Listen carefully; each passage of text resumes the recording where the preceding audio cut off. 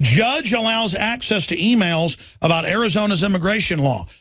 All you got to have is an ID to vote. The illegals are voting everywhere. The country's collapsing. The third world's collapsing. We're going bankrupt. The illegals are being brought in to vote to take our guns.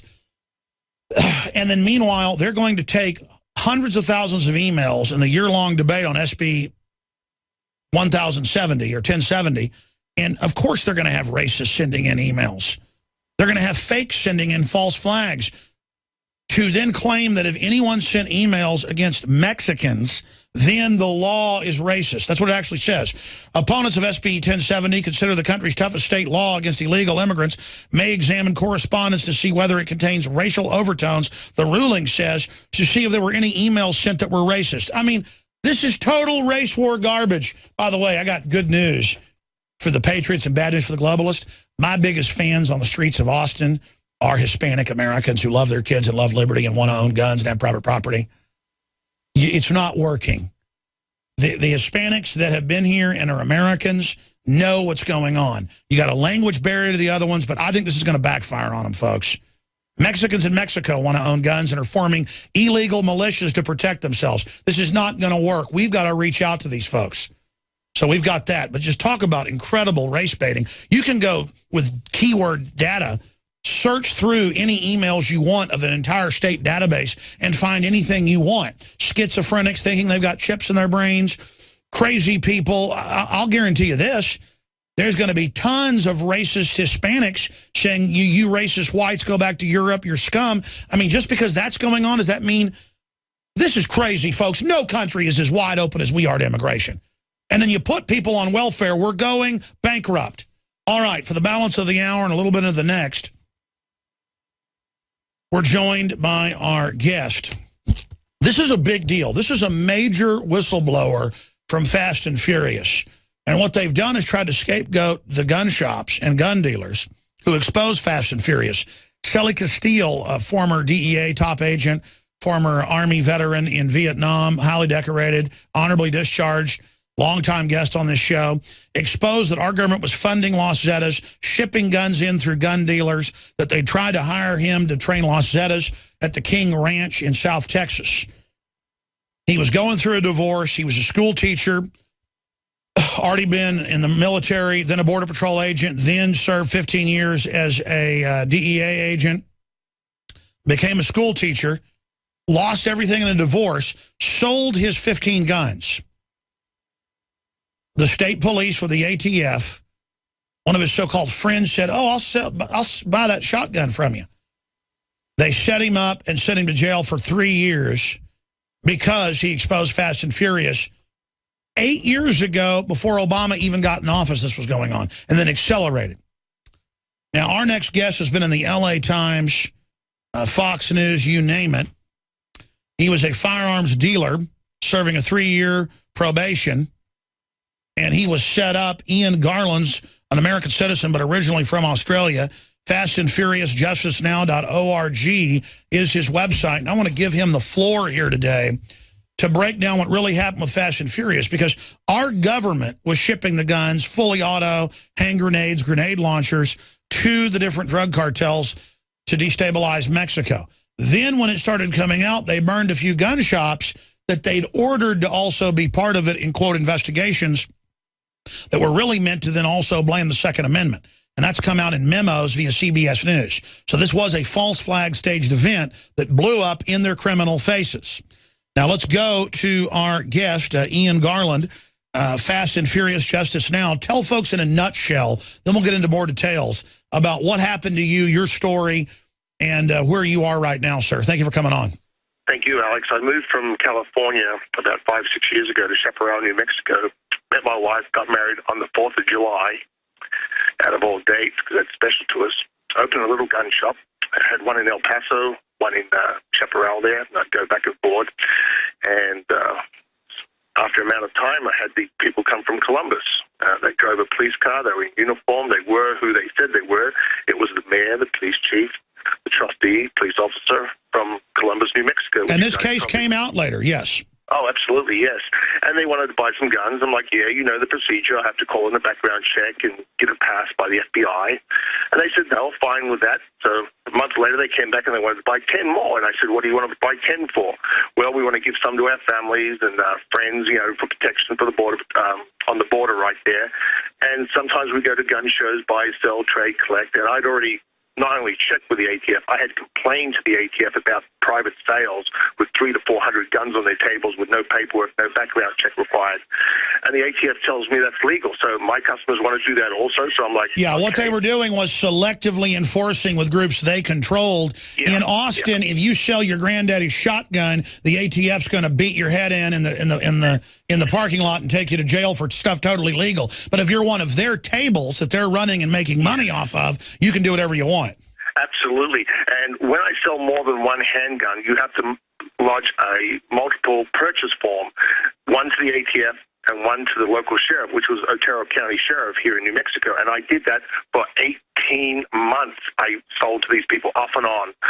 And finally, the ATF, they were following me. I was chasing them down the road. I ended up doing an undercover sting because one guy tried to bribe me, not this group from Columbus, but another person tried to bribe me, and he wouldn't leave me alone. And I said, hey, you guys need to help me with this guy. And they said, will you help us basically get him? So after much apprehension, I did the undercover sting. You know, I was scared of reprisals from my wife, my family, everything, but I did my part. And then they come and ask me about these guys from Columbus. Are you worried about they buy 20 guns one month, 20 the next? I'm like, no, they want to go to gun shows. They buy, sell, collect, trade. I mean, they do the background check. They drive a police car to my business. They're in uniform.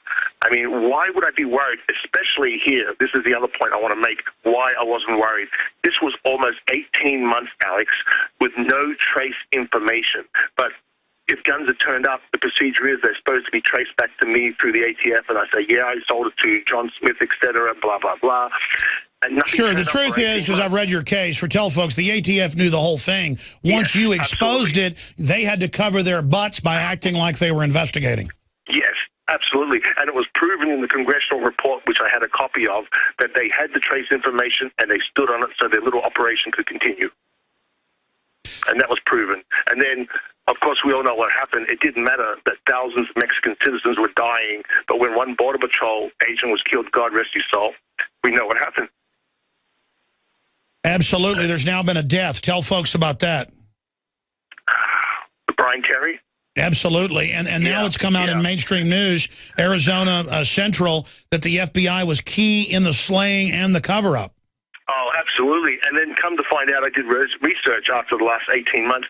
They knew about these court documents. They knew about these people in Columbus before I even moved to Chaparral back in 2007.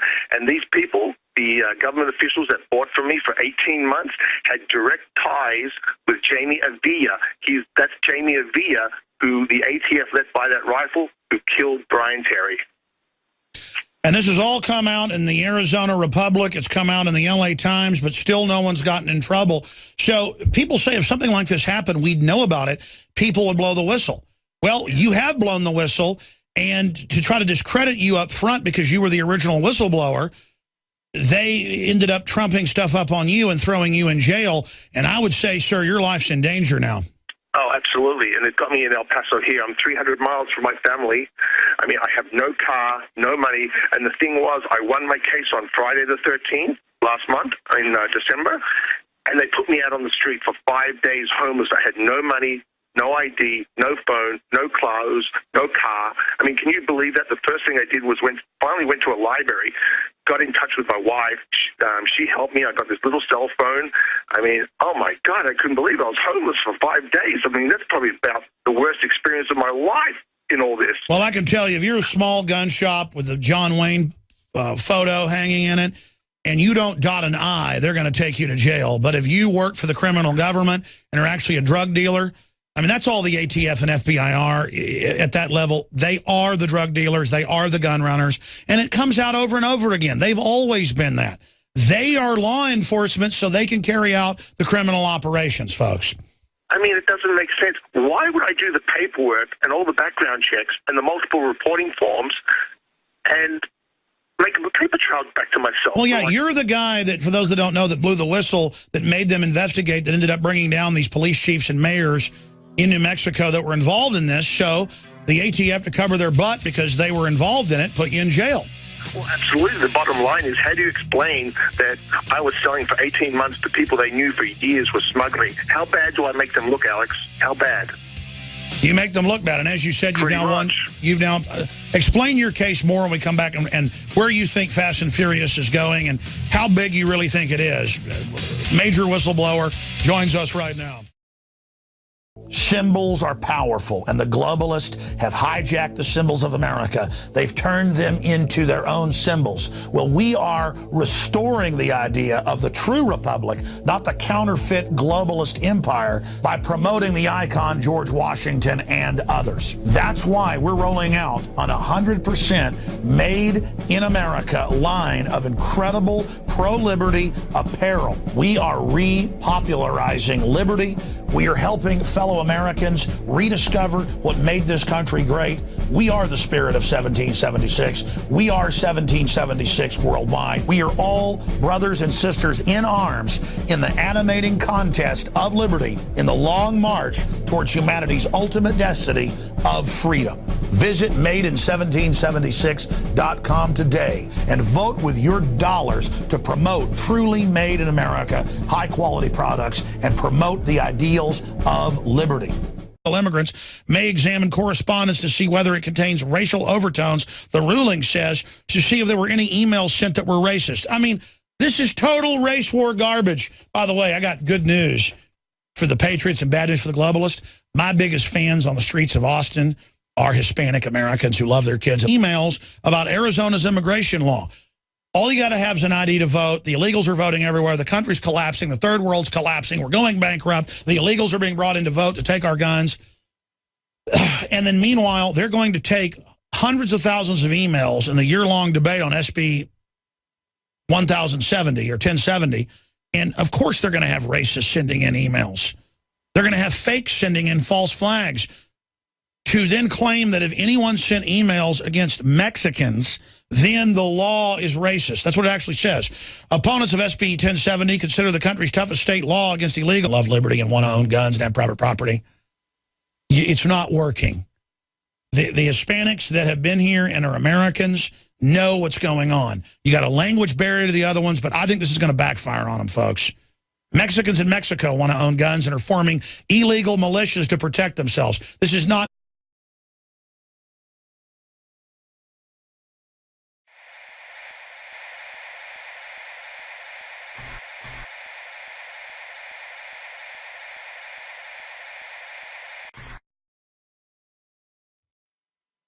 Judge allows access to